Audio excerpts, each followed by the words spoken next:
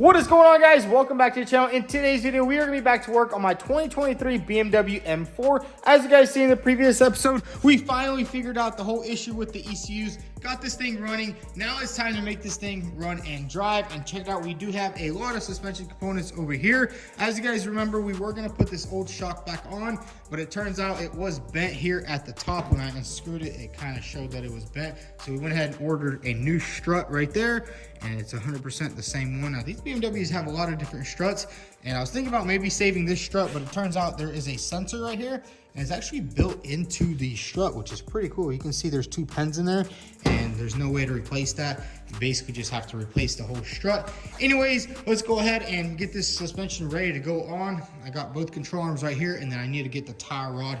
Also, I think it's in one of those boxes back there. We got a lot of parts from this car.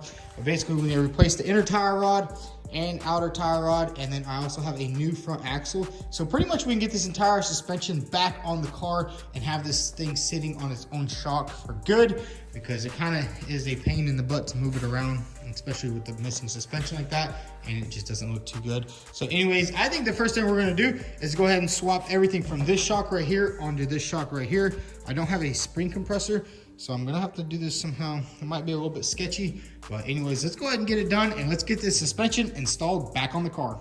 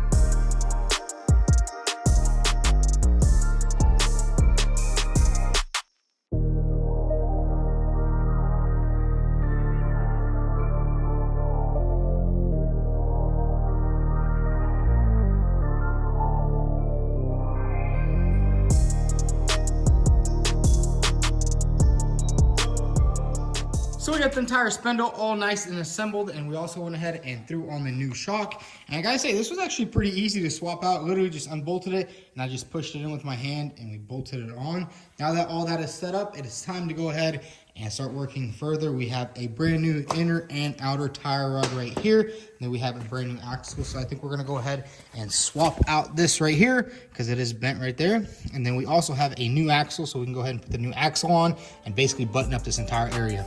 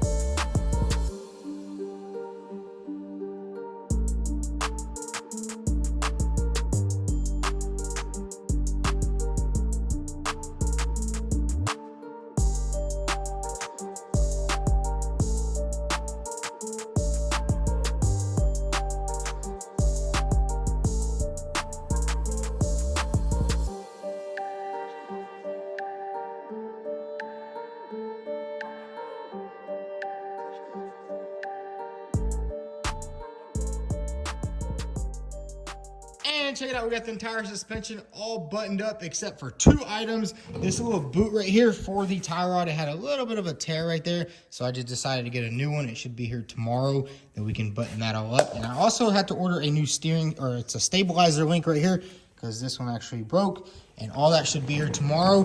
But bam, the suspension is basically done. We got all the sensors on, we got everything nice and plugged up. Now we're gonna move our focus to this little area right here. We need to actually just straighten this out a little bit and do a little bit of body work here just so we can get this entire passenger side finally complete. I gotta say, there was a lot of damage over here. It didn't really look like too much damage at first, but once we dug into it, there was a lot of damage. So let's go ahead and start straightening all this out right here. We gotta straighten this out, maybe put a little bit of filler. I don't wanna put too much filler on there. I just wanna make it look as good as possible.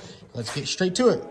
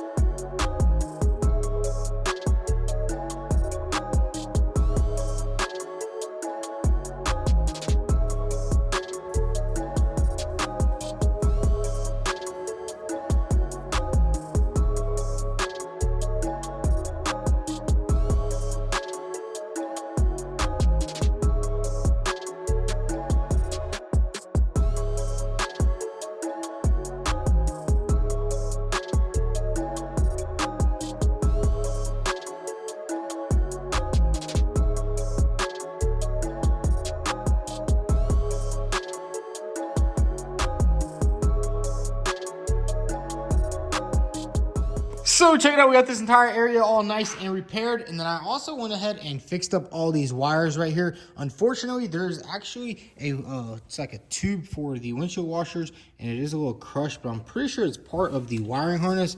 I tried looking it up at the parts dealership, and it turns out I don't think they'll sell it to you, because as you can see, it was taped up to all these wires, which is kind of unfortunate, but that area turned out good. We sprayed everything in with some paint, primed everything up, and then I just seam sealed everything in the back. But this morning, I actually went to the dealership. I picked up some new parts. We have a new stabilizer bar right here, a new boot, and then this also little hose right here that goes to the auxiliary radiators. So I'm thinking, let's go ahead and finish up the suspension, get this boot on there, get the alignment set up properly, get the stabilizer bar on there, and the whole entire passenger side suspension will be 100% complete.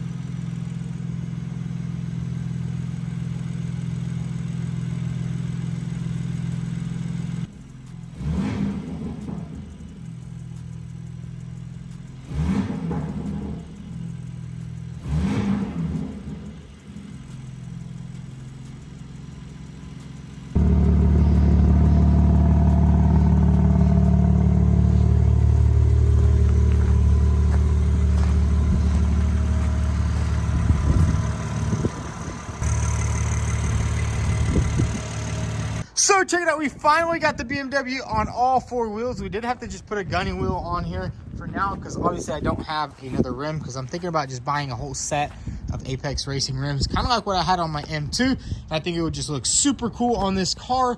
But basically drove out here on its own power. I've actually let the car run for like an hour, got the battery all charged up, so that is good to go. We don't have to buy a new $2,000 battery, and pretty much everything up here in the front is done. The only thing I am missing is there's a little sensor right here, and it actually plugs up right here, and it was damaged, so I got one of those on order.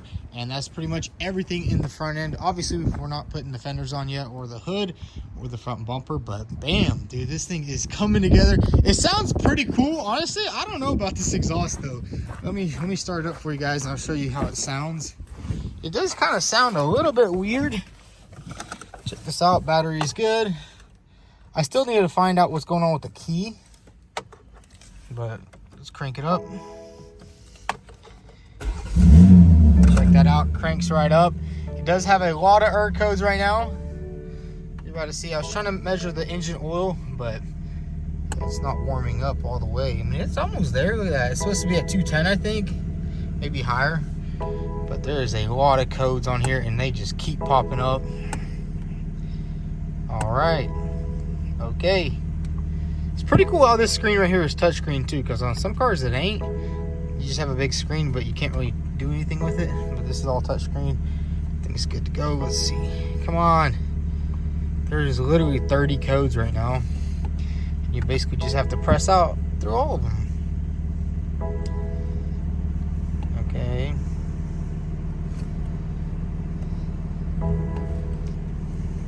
Come on.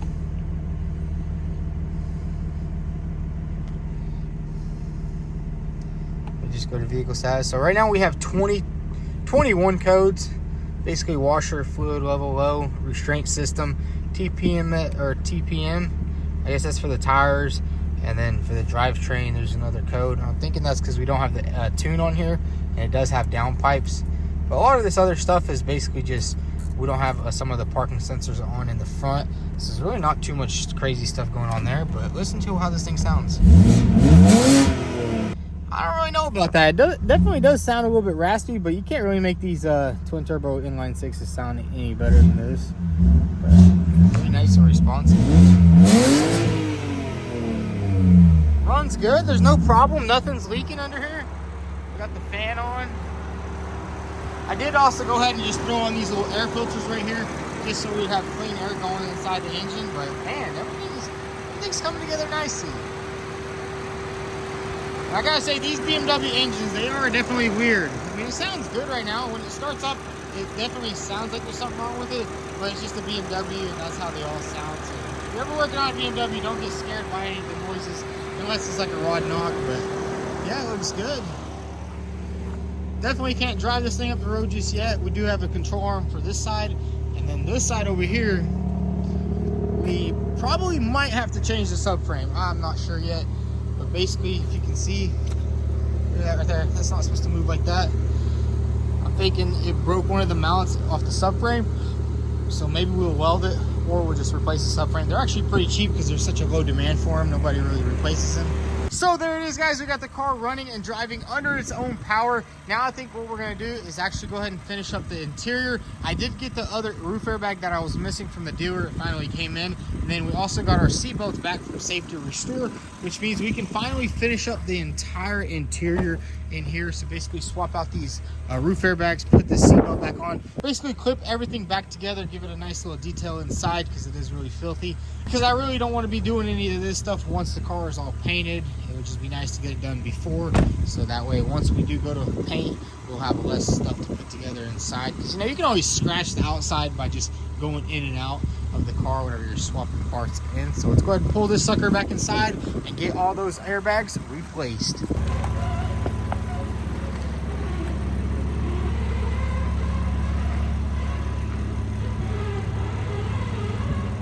So we got the car back inside, and check it out. We have both roof airbags. This is the left side, and this one should be the right side. Look, they even have different colors on them, which is pretty cool. And then we have our seatbelts back from Safety Restore. Now, if you're looking to get your seatbelts rebuilt or get the color changed on your seatbelts, they can do everything, and they can also rebuild modules. We've been using them for years, and we've never had a single problem with them. Check it out. We got both of our nice seatbelts right here, perfectly rebuilt and ready to go back in the car. What I think we're gonna do first is probably change out the roof airbags in this car. We will have to probably drop the headliner. I don't think we'll have to take it completely out. I think we can just simply unplug all that stuff right there, drop it down on this side, drop it down on that side, and basically just remove it like that. So the first thing we're gonna do in this car is basically just move these seats all the way forward and kind of lay them all the way down just so we have more room to lower down the headliner.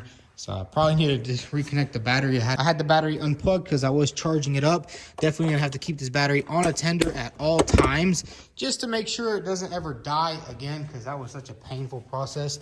So let's go ahead and just move this seat down. Check it out, we got a half-eaten pretzel right there. Might have to give that thing a little try, see how good it is. Basically just gonna move these seats down as far as possible. I think that should be good right there. And then that'll just give us enough room to lower down the headliner. So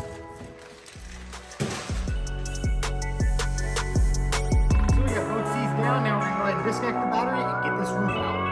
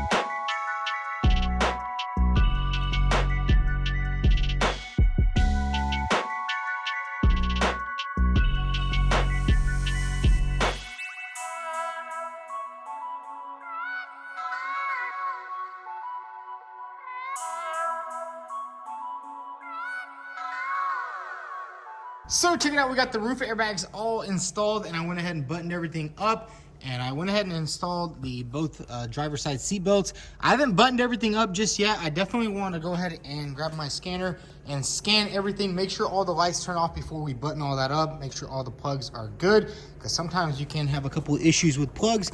But let's go ahead and grab this scanner, plug it up, and scan all the codes. I think we'll just go ahead and clear everything and see what happens, see what codes come back, because there was a lot of codes on this car, especially after losing power to the battery. It died completely, so that sometimes does turn on some codes. See if we can get this in here like this. There we go. Let's go ahead and do some scanning. All right, let's go. Where's BMW?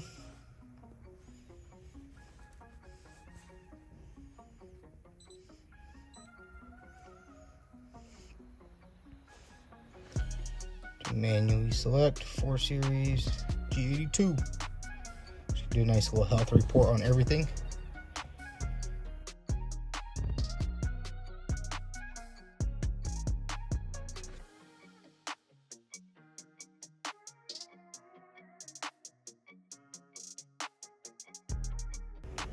All right, we got a lot of codes right here. Most of these look like they're for the headlight, the front light, because it's missing both headlights and one tail light. Then we got some codes for the engine, power management, due to battery aging, but we got the battery charged up. I don't know why it says permanent.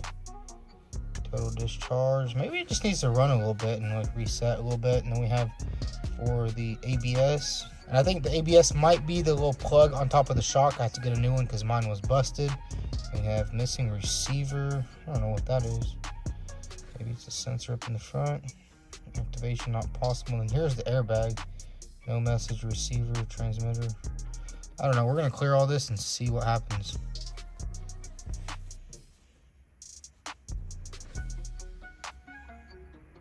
Hopefully a lot of this stuff doesn't come back. It's crazy how much codes will stay on the card just because the battery dies. It's wild.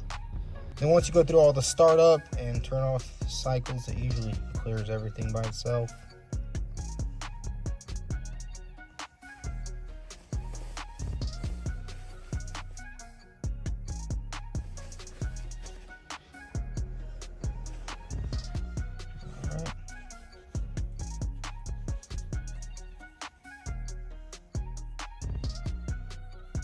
There we go, everything's in the green. Fault code complete. Okay, so there is still these codes right here. Let's go ahead and crank it up and see what happens. There we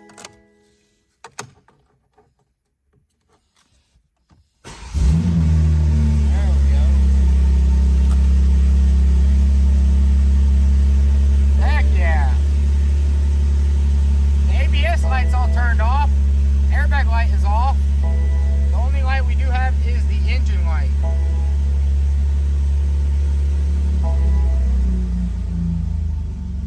Heck yeah, we're getting somewhere with this car. Let's see how much codes are right here. Tire pressure.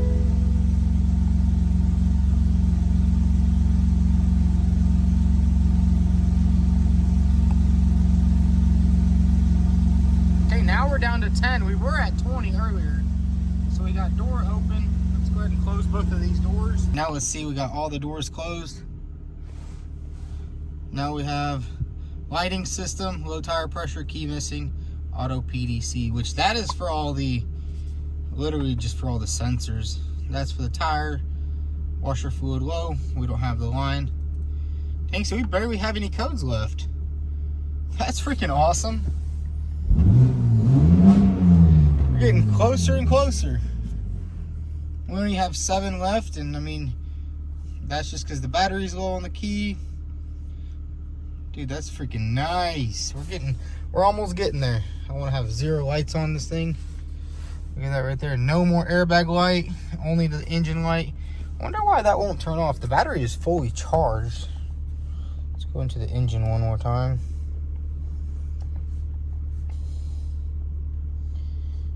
Fault codes. Power management. Diagnostic module for tank leaks. No idea what that is. It says something's unplugged right there, so we're definitely gonna have to go over the engine and see what's going on there. I guess we'll probably have to just let it run and cycle it a couple times for that to turn off. Heck yeah, we're getting somewhere with all these codes.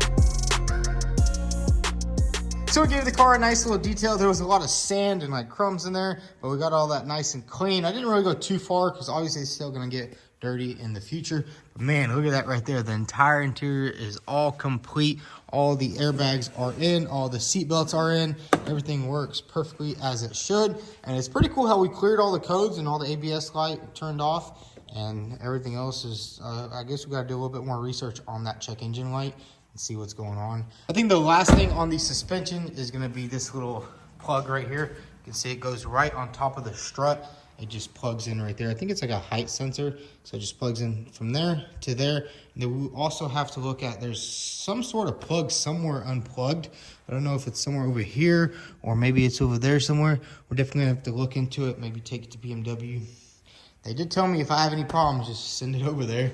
But man, this thing is coming right along. I don't know what we're gonna focus on next. I think maybe we'll try to tackle some of that rear suspension because I do have a couple new control arms and see if we can fix that passenger side. So now that we have everything done inside the car, it's time to put our focus on this rear suspension right here. I do have one of the control arms, so we're gonna go ahead and replace it. Hopefully we can get this wheel straight because right now it's kind of sitting crooked and it's really hard to move this car around. So let's get the jack it up in the air and see exactly what's going on with this rear suspension.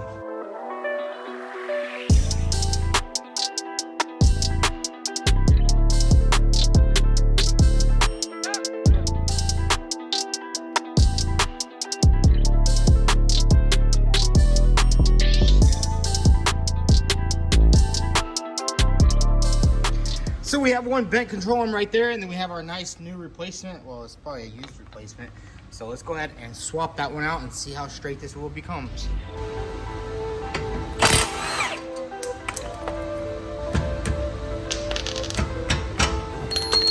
There we go.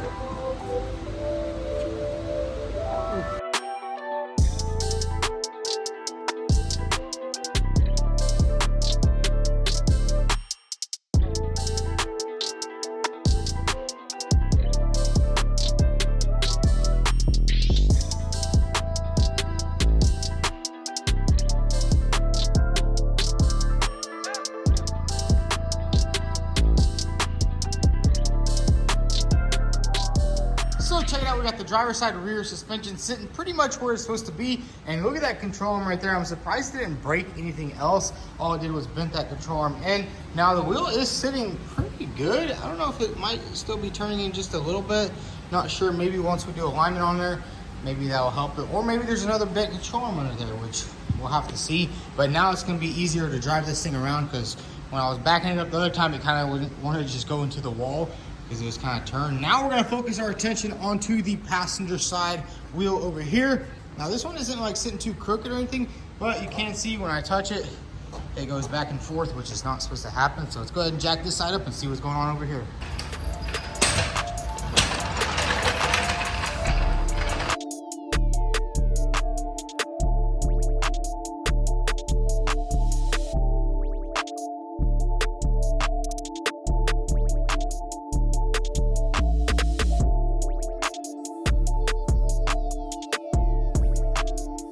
So we got the passenger side control arm off, and I gotta say this one is a little bit worse than the driver's side. You can see there's grease all over this control arm, meaning the axle is toast also. And man, look at that right there. We have some damage on our shock. So we're probably gonna have to get a new shock absorber also, which kind of sucks. But I think these are pretty cheap compared to the front ones. There's a lot more of them available because when I was looking for a front strut, you couldn't find one anywhere in the country. And everybody who had it wanted thousands of dollars. And I'm thinking this top control arm is also bent. So there's a lot of damaged control arms on this car, which is why I kind of hate buying cars with suspension damage. Because man, there's a lot of control arms. There's like 1, 2, 3, 4, 5, 6 control arms on each side. And each control arm is like 150 bucks. So if you calculate, that's like $1,000 just in control arms.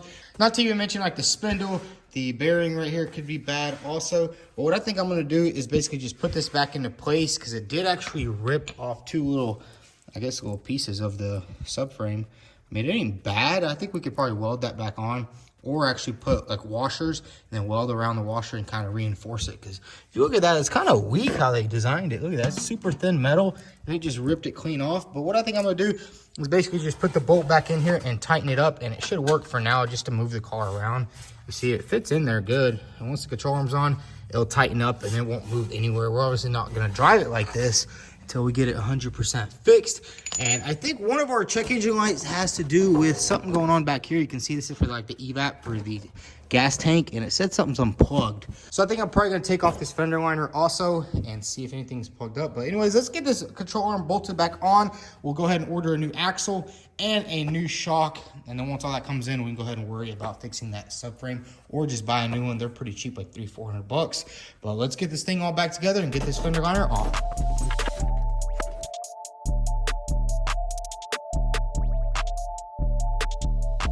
Now that we have both side suspensions fixed up as good as possible, it's time to go ahead and do a little bit of test fitting. I want to go ahead and throw the front bumper on. We also have the hood right there, and then also the fender. Because if you guys know, I never test fitted this fender 100%, so I really don't know how it's going to line up. And I think it would be nice to go ahead and get all these parts out of the box, start lining everything up so we can start getting ready for paint. But let's go ahead and open up all these boxes and start reassembling this car.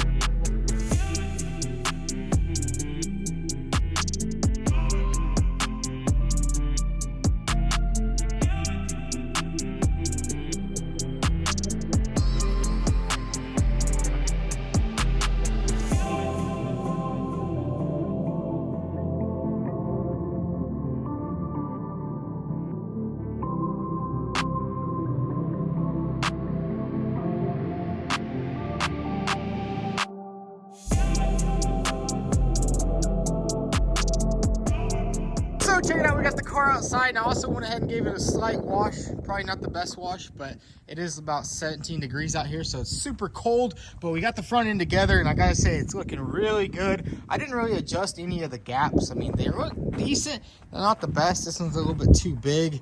I think we need to move that fender in, and then this is same thing, a little bit too big. But I think we do need to adjust this little fender. Maybe the hood pushed it in because it's, or maybe it is sitting right. I don't know. We'll definitely have to spend a little bit more time later on, but I really just wanted to get everything on it and just see how good everything looks. Look at that. And look at that, we have the laser lights installed. Man, those look so freaking nice. everything is back together. Like I said in the beginning of the video, we really just wanted to get this thing running and driving, and check it out. All 4 wheels are perfectly straight and it drives in and out of the shop pretty good. We're obviously rocking a gunning wheel over here. These things are super awesome, especially like in our case, we were missing a rim. We just slapped that thing on there and we can move the car around. But basically, we got the entire front suspension 100% buttoned up. We got the entire interior 100% buttoned up. And man, do I gotta say, it looks absolutely amazing here. We did a little bit of a detail in there, not too much, but man, look at that right there. That red is just popping. In the next episode, we'll probably attack the bodywork. I'm kind of holding off on it. I'm really scared to dive into this quarter panel because it looks really bad. And I don't know, I gotta mentally prepare myself to get this thing fixed up.